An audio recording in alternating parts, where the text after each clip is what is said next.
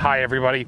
I never really thought I would have a Toyota RAV4 back here on my test property, but this RAV4 has the words off-road right on it, which means Toyota thinks it belongs here, and I'm here to put that to the test. So in this video, we're gonna test the all-wheel drive system here. Of course, we're gonna test the ground clearance, and then we will see how these all-terrain tires do. What are we waiting for? Let's go.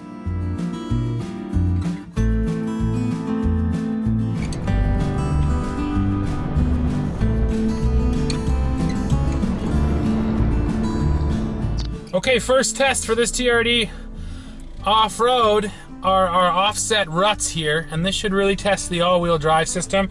Right now it's totally in normal mode. Of course, it's not going to articulate very well here either, so I should get some pretty good wheel lift.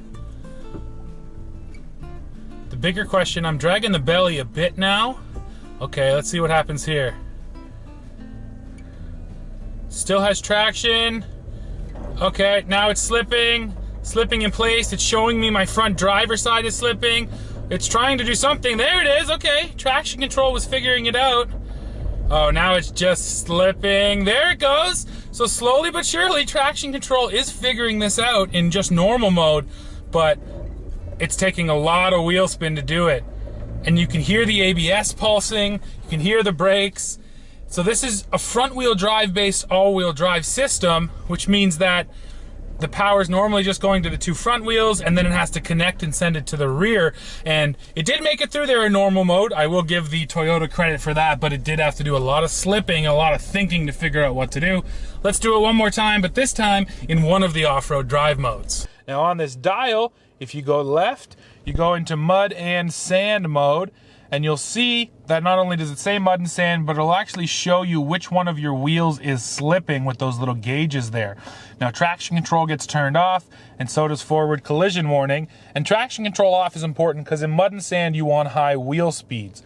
Now turn it over here and we have rock and dirt, and you'll notice that traction gets turned back on. I'm sure it's modified, but in rock and dirt, you don't always want crazy high wheel speeds, so that is what this Toyota is going to try and deliver. Okay, once more through. Now I have the all-wheel drive system in rock and dirt mode. So traction control is still turned on, but in rock and dirt, it's sending power to all four wheels at all times, and it should breeze through here a lot quicker than it did before. So there, I'm on the belly again. Oh yes, absolutely. The second it slipped there, it sent the power and it got to where it needed to go. There we go. Perfect. Yes, so see, that's the thing with these off-road drive modes. You put it in rock and dirt mode or in mud and sand mode, and it just means that the all-wheel drive is going to be ready to go into an off-road situation, and that works pretty well. Now we're heading to another trail, and it gives me a good chance to sample the other kind of big upgrade on this model, which is the TRD tuned suspension. And you can definitely feel the difference. I'm getting some speed now, about 45 kilometers an hour here on my forest trails. And let me tell you guys, this thing is actually like nimble and small. I love the size of this RAV4 TRD off-road. And the suspension, as you can see, I'm getting some speed here. It's actually doing a better job than I would have expected at insulating me from the ground below.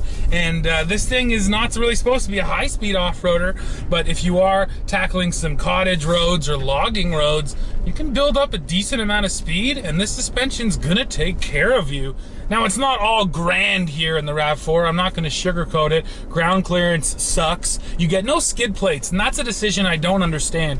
If you're not going to lift this thing up and give it more ground clearance, why would you not then give it some serious skid plates? And Toyota TRD skid plates are pretty beefy, so that's one reason that really astounds me is just, you know, why didn't you give this thing skid plates, Toyota?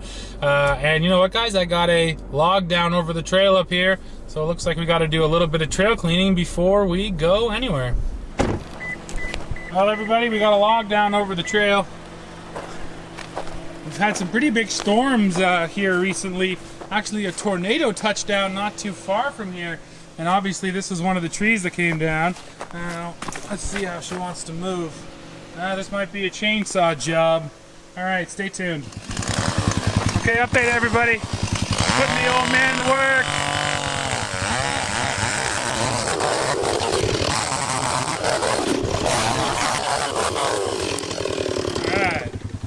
Back in business. Called in the heavy guns on that log and she's all clear now, so we'll continue down the trail. Slowly but surely. Now again, I have her in rock and dirt mode, so my all-wheel drive is ready to go. And it does show me down here which wheel is getting power as well, so there is a couple all-wheel drive readouts to give you a clue what the system is doing.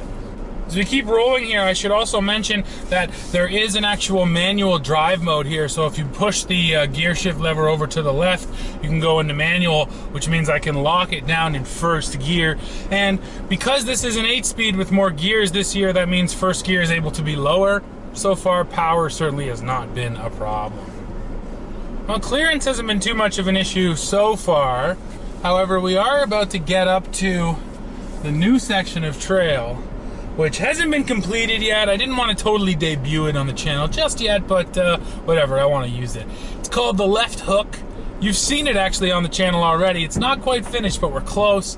It's going to be a good test for this RAV4. Like I said, we're not going to make it all the way down the left hook, but we will make it down somewhat.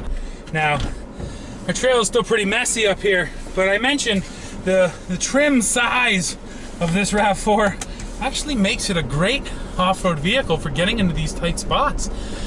And if you are going kayaking or canoeing or something and you do have to get down some of these overgrown old forest roads, this is pretty much perfect for that.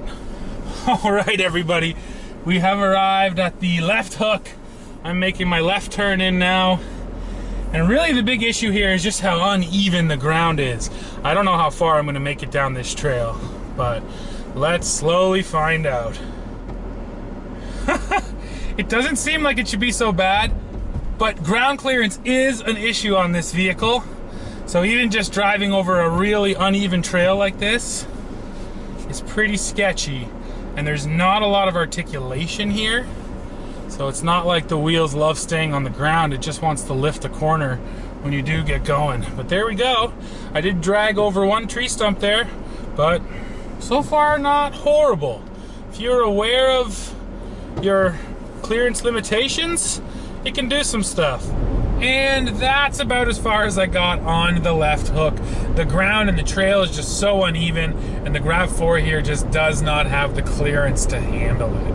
The trade-off for that not so great off-road performance is straight up great on-road performance. This RAV4 is quiet and comfortable, and these all-terrain tires actually give off quite a bit less noise than I was expecting. So for this crossover's real target demographic, the types of people who are living in the city, maybe have a family and want to get away on the weekend, I do think Toyota has done a good job. I really want to talk about the driver assist features here and how they're at the same time excellent and also annoying. So this RAV4 that we're driving is fully loaded. We have all the driver assist features, which includes lane keep assist. So it will sense the sides of the road and where the lane is and keep you in the middle of the lane. Now, this system has to be one of the best I've used for actually finding where the lines are and then keeping you in the lane. I'm going hands-free right now and trusting it, and it is keeping me dead center and nicely steering me through this sweeping right-hand corner. Now, that's what I've been most impressed by in just about every situation, despite how the lines are painted or if there's no line at the edge of the road. The RAV4 is able to find the road, and it really does stick you right in the middle. Here's the problem though. When your cruise control is set and you're just driving and you start kind of moving the wheel around and maybe drifting from one side of the lane to the other, the RAV4 gets upset and you can feel the torque in your hand. The system, in my opinion, is too intrusive.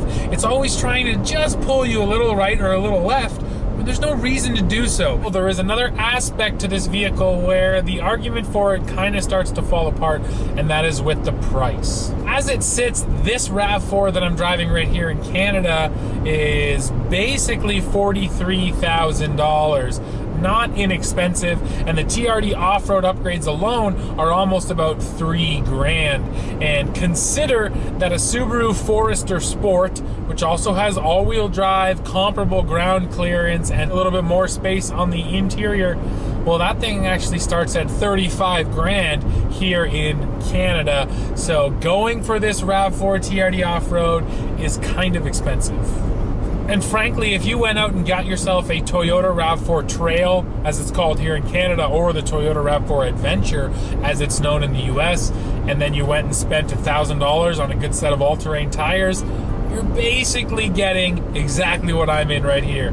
You won't get the suspension upgrades and some of the stitching in the seats, but the suspension does make it feel nicer off-road, but it doesn't make it any more capable. So if all you're looking for is that occasional off-road capability, I'm not sure I could point you towards the TRD off-road. Go for the trail or adventure model, get yourself some all-terrain tires, and you will be laughing. So that's it for this video. Make sure you go below, leave me a comment, let me know what you think of this RAV4 TRD off-road. Do you think it's worth it?